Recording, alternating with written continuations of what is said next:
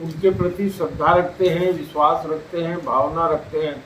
लेकिन जिस दिन आपके मन में विपरीत भावना आ गई कि ये गुरुजी हमारे ही जैसे तो आदमी हैं, ये भी खाना खाते हैं, ये भी हमारे जैसे ही सोते हैं, ये भी हमारे जैसे ही परिवार वाले हैं, और हमारे गुरु के अंदर बहुत कमियां हैं, जहाँ ये सब भाव आ गया, इसी को नाम का अपराध कहते हैं, नाम अपराध कहते हैं।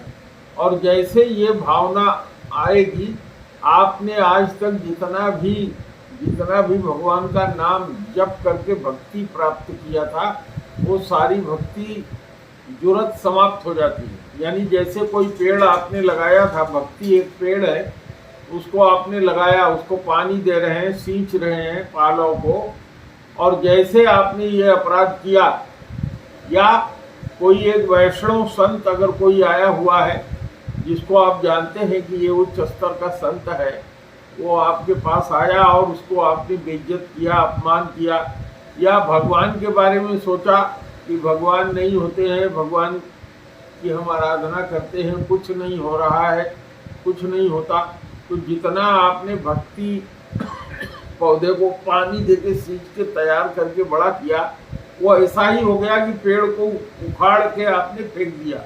या दूसरा सुनिए कि आपने नहीं उखाड़ा तो वो पेड़ उकट गया। उकटना समझते हैं ना, सूख जाना अपने आप। ये पेड़ भक्ति का फिर तब तक नहीं लगेगा जब तक फिर से कोई संत जो है आपके ऊपर कृपा करके भक्ति का दान आपको नहीं दे देगा। भक्ति जो है संत से मिलती है, संत ही भगवान की भक्ति देते हैं, भगवान भी अपनी भक्ति नहीं दे पाते हैं, यह भक्ति जो है संत देते हैं। तो आपको अगर भक्ति किसी संत से मिल गई, वो आपका गुरु हो सकता है, कहीं से भी आपको भक्ति अगर मिली, भक्ति का पेड़ आपने लगाया, उसको सींचना शुरू किया, तो अगर आपने उसमें गर्म पानी डालना शुरू कर दिया तो पेड़ क्या हो जाएगा? सूख जाएगा।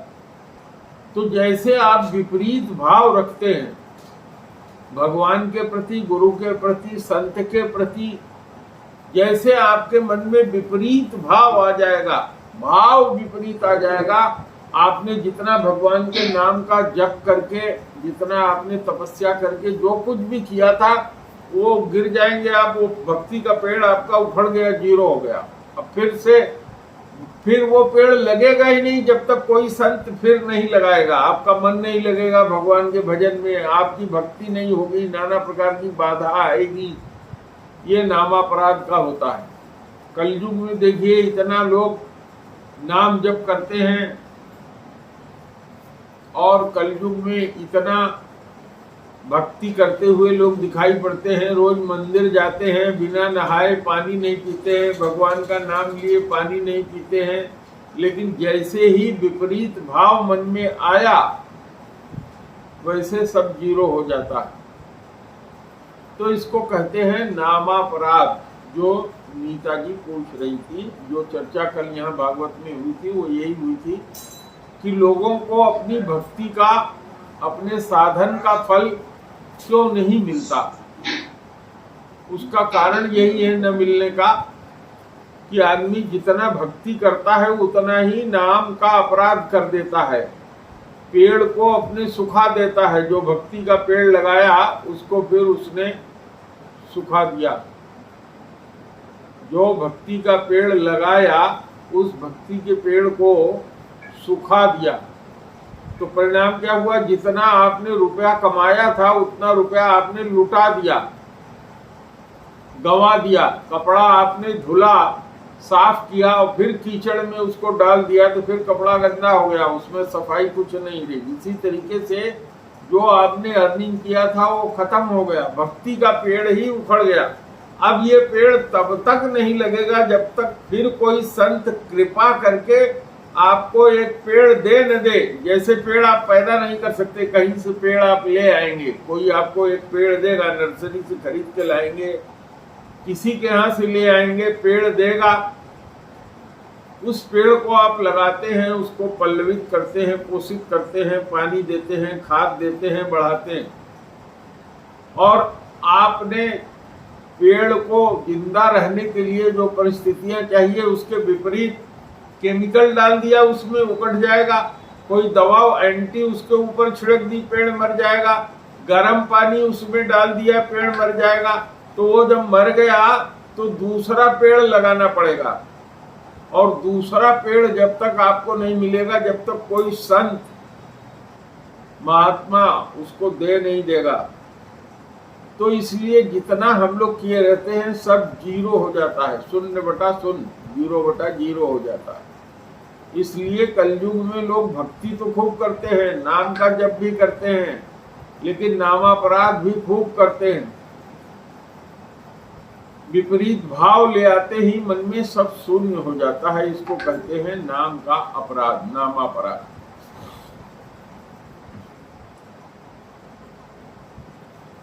अब बात गोपियों के प्रेम की कहा है नीता जी ने कि गोपी प्रेम पर गुरुजी बोलिए, गोपी प्रेम के बारे में बताइए। तो गोपियों का जो प्रेम है वो सर्वोत्कृष्ट प्रेम है। इस संसार में प्रेम किसको कहा जाता है ये जानना बहुत जरूरी है। हम किसी के साथ कोई व्यवहार कर रहे हैं, वो हमारे साथ वैसा ही व्यवहार करे, इसको लेना देना कहते हैं, इसको व्यापार कहते हैं, व्यापार कहते हैं।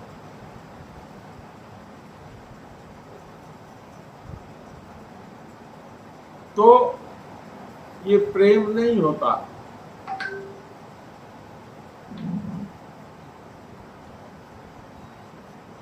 प्रेम जो होता है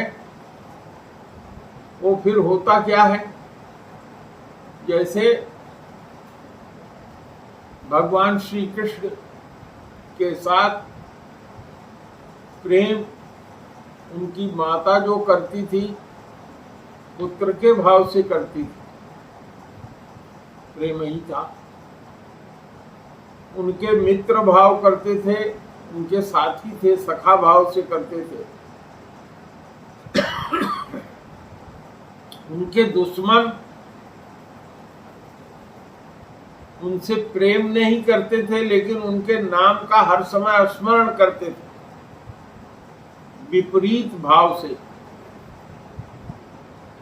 तो कथा आती है कि उनको भी बहुत ऊंचा स्थान मिला। जैसे पूतना मारने आई थी भगवान को, और भगवान ने उसको माता वाला स्थान दिया। तो भगवान कहते हैं कि मुझको याद करो, चाहे प्रेम के भाव से, चाहे खार के भाव से, दुश्मनी के भाव से। अगर मुझको याद कर रहे हो, मरते समय मैं तुम्हारे सामने हूं, तुम्हारे मन में मैं हूं, तो किसी भी भाव से प्रेम करोगे तो तुम तर जाओगे, भगवान का प्रेम प्राप्त हो जाएगा। लेकिन इस प्रेम की कई सीढ़ियां होती हैं। उदाहरण के लिए भगवान श्री कृष्ण की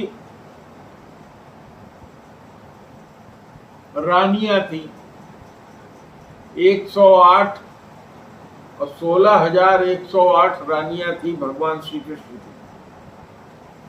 अब किसी एक रानी का उदाहरण हम ले लेते हैं, जैसे रुक्मिणी जी का ले लीजिए। तो रुक्मिणी जी भगवान से प्रेम करती थी। तो रुक्मिणी जी जो भगवान से प्रेम करती थी वो अपने हित के लिए करती थी, भगवान के हित के लिए प्रेम नहीं करती थी, अपने हित के लिए प्रेम करती थी। भगवान से अपना कार्य कराने के लिए, अपने हित के लिए प्रेम करती थी। ये प्रेम छोटा प्रेम होता है। और राधा जी जो प्रेम करती थी भगवान से, वो भगवान के सुख के लिए करती थी, जिसमें भगवान को सुख मिले। रुक्मिणी जी जो प्रेम करती थी भगवान से, इसलिए करती थी कि भगवान से हमको सुख मिले। दोनों को समझने का प्रयास करिए। एक आदमी भगवान से सुख चाह रहा है, भगवान सुख दे। कुब्जा के यहाँ भगवान गए तो कुब्जा ने भगवान को अपने निजी सुख के लिए बुलाया था कि भगवान हमको सुख दे। वह अपना सुख चाहती थी, भगवान को सुख देने के लिए अपने घर नहीं बुलाई थी। लेकिन राधा जी, गोपियों का जो प्रेम था, तत्सुखी सुखी त्वम, हमारे भगवान जो हमारे प्रेमी है, प्रियतम है, उनको जिस चीज में सुख मिले, वो अगर हमको कष्ट देके सुख पाते हैं, हमको तिनके की तरह से समझ करके अपने चरणों के नीचे कुचल लेना चाहते हैं, इसमें उनको सुख मिलता है। हमको तड़पाने में उनको सुख मिलता है, हमें न याद करने में उनको सुख मिलता है, हमको भूल जाने में उनको सुख मिलता है। जिस भी तरीके से उनको सुख मिले, यह मैं जो उनसे प्रेम करती हूँ, ये केवल उनके सुख के लिए करती हूँ। उनसे हमको कोई सुख मिले, जब ये भावना आ जाती है तो वो प्रेम प्रेम नहीं रह जाता, वह व्यापार हो जाता है। तो भगवान श्री कृष्ण के साथ जो गोपियों का प्रेम है, वो सर्वोच्च माना जाता है। क्यों?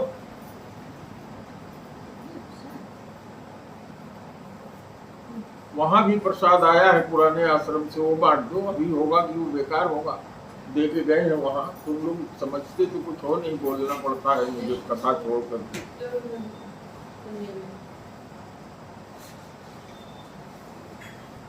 तो वह प्रेम जो अपने निजी सुख के लिए, वो प्रेम नहीं है।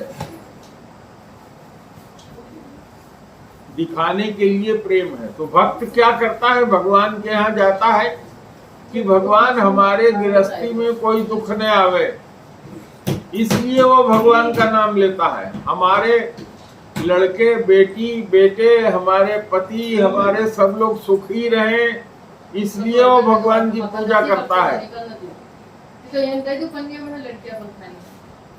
भैया ये रिकॉर्डिंग बंद कर दो, करो। इन लोगों को सबको बाहर ही रखा करो, किसी को अंदर प्रवेश न दिया करो। बंद करो ये रिकॉर्डिंग, हमारी सब व्यर्थ हो गई।